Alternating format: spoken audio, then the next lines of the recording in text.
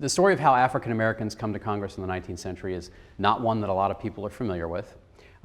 We actually had 22 African Americans serve between 1870 and 1901, 20 in the House, 2 in the Senate. It's largely a House story.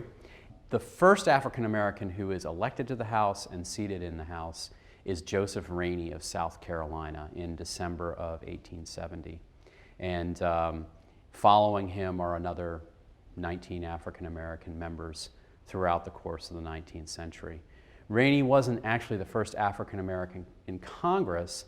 That distinction went to Hiram Revels of Mississippi, who was elected by the state legislature, as senators were back in the 19th century.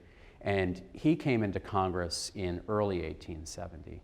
The high point in terms of the number of African Americans is the 43rd Congress, mid-1870s.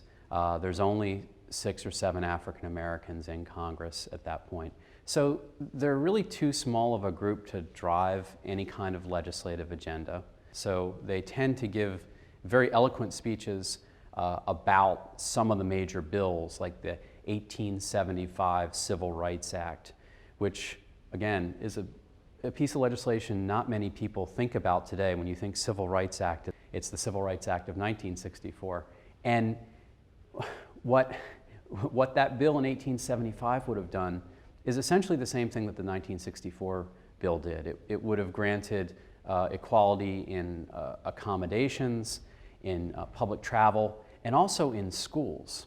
And a lot of these African Americans from the South, from South Carolina, Mississippi, Alabama, got up and spoke on behalf of this bill, and particularly the education provision, which would have provided an equal playing field.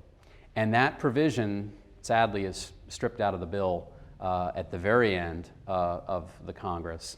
This is a 1907 print that was made of all, it's called Colored Men Who Have Served in the Congress of the United States.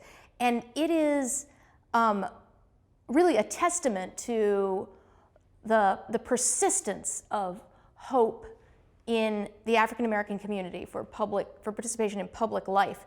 It's done in 1907, and it's gonna be another 2 decades before an African American returns to Congress. And this print was done sort of as a memento. In fact, the way it's done is this very popular method of showing a lot of things on a page. It's almost done as if it's a scrapbook or a photo album in sort of recognition of those things that had happened. It was printed in DC. We acquired it in DC. It may never have left the nation's capital, unlike black representation at the time that it was printed.